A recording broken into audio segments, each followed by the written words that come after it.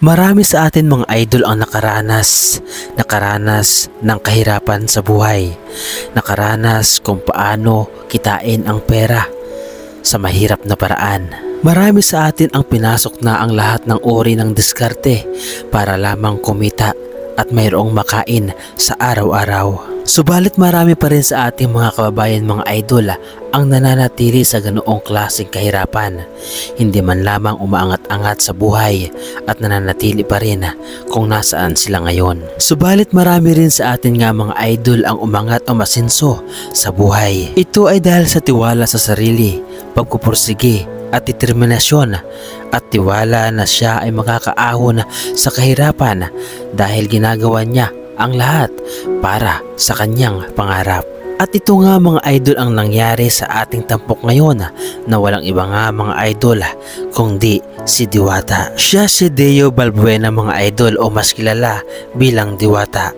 Kung dati nga mga idol ay naririnig lamang natin ang salitang Diwata sa mga kwento-kwento ng ating mga lulo at lula o ang ating mga nanay at tatay noon.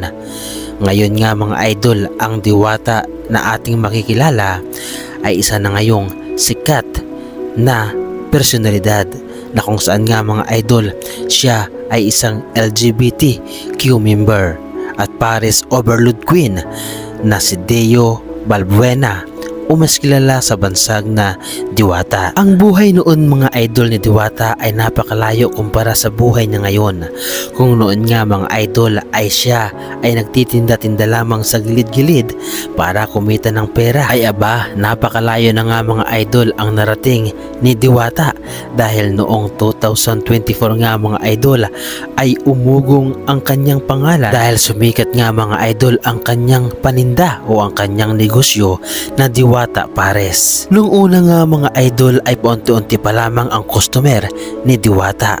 Subalit di kalaunan nga mga idol dahil sa social media ay laging viral at dinudumog na 24 hours Pares business ni Diwata. At dahil nga mga idol sa tulong ng social media at sa mga ilang vlogger na sumusuporta kay Diwata ay mas lalo nga mga idol na sumikat ang negosyo ni Diwata dahil sa umano'y pagiging sulit nito dahil sa halagang 100 pesos lamang ay may Pares Overload ka na, may only rice, only sabaw at isang boteng soft drinks ay talagang mabubusog ka talaga mga idol, lalo na kung ikaw ay matakaw sa kanin at sa only sabaw pa lamang ay busog ka na.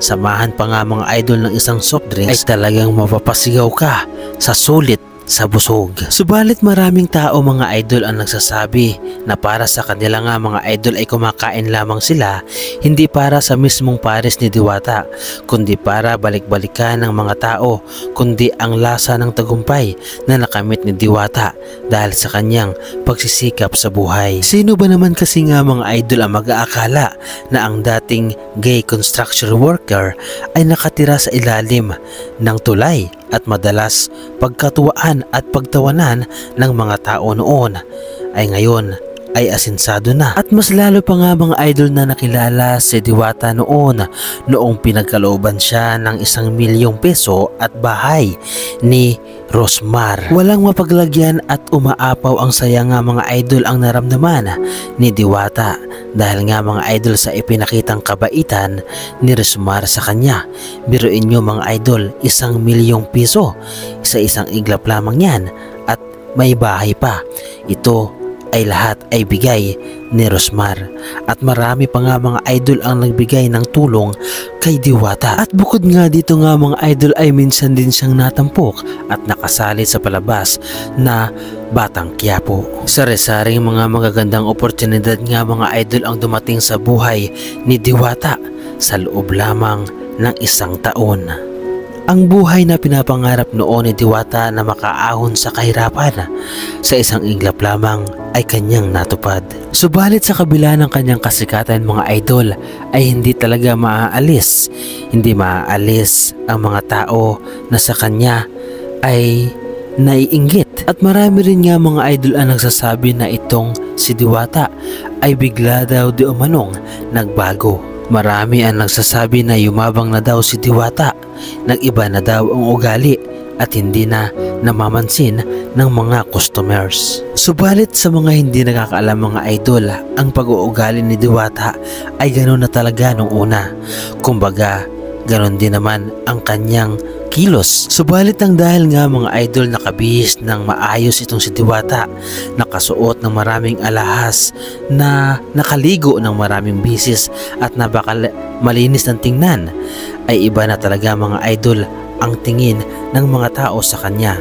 Dahil kung ang kanyang kilos, ang kanyang bihis, ang kanyang mga suot ay nag-iba, ay gusto rin ng mga tao ay mag-iba rin ang kanyang pagkatao. Tandaan po natin nga mga idol na si Diwata ay laking kalye, laki sa hirap at laki sa bugbugan, na kung saan nga mga idol ay dito pa nga siya nakilala sa pakikipagbugbugan. Kaya naman wag na tayong masyadong umasa nga mga idol na ang pag-uugali ni Diwata ay mababago pa ng kanyang kasikatan at ng kanyang kayamanan. Dahil kung ano ang pag-uugali na nakita natin kay Diwata noon, ay asahan natin na ganon pa rin ang ugali niya ngayon. Nagbago lamang mga idol ang kanyang itsura, tumaba lamang ng konti, nagkapera at nagkaroon ng magandang negosyo, na kung saan nga mga idol ay nagpapakita lamang na ang kanyang pagsisikap ay nagbunga. Subalit mayroong isang bagay lang mga idol na hindi ko nagustuhan kay Diwata. Yun ay ang biglaang pagtakbo niya sa politika, na kung saan nga mga idol ay sinayang niya ang pagkakataon na sana ay nag-focus na lamang siya sa kanyang negosyo. Oo naman mga idol, karapatan lahat ng tao, sino man sa atin, ang tumakbo sa politika.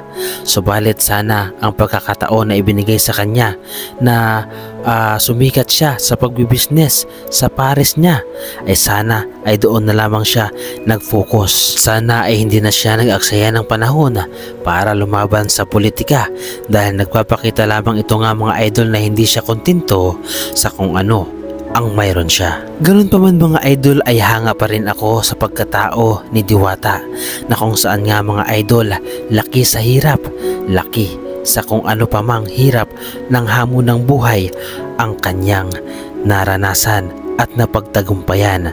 At ang lahat ng ito nga mga idol ay sana ay nagsilbing aral sa ating lahat, na hindi hadlang ang kahirapan, hindi hadlang ang kakapusan sa pera para makamit mo ang iyong tagumpay at ang iyong inaasam-asam na pangarap. Para sa akin, anuman ang mangyari sa buhay ni Diwata, bumalik man, malugi man siya sa kanyang business at bumalik man siya sa hirap, ay walang problema, dahil lahat ay kakayanin ni Diwata ang hamon ng buhay. Dahil kung noon ay nakaya niya, how much more na ngayon na meron na siya. Kaya naman sa lahat ng mga nagsasabi na nagbago na si Diwata, ay sana ay kayo ang magbago. Nagbago si Diwata dahil mayroon siyang narating. Subalit ang kanyang pag-uugali ay ganoon din naman.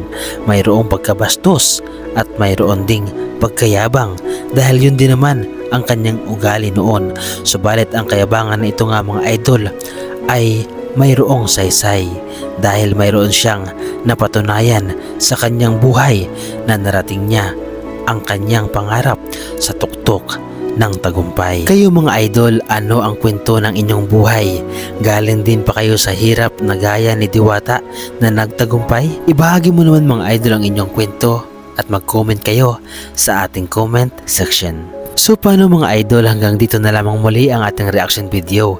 At kung nagustuhan ninyo mga idol ang reaction video na ito, ay pahingi naman ako ng isang like, subscribe, at kung pwede ay pakapindot na rin ang ating notification bell button para updated pa kayo sa lahat ng ating mga reaction video na katulad nito. Maraming salamat mga idol.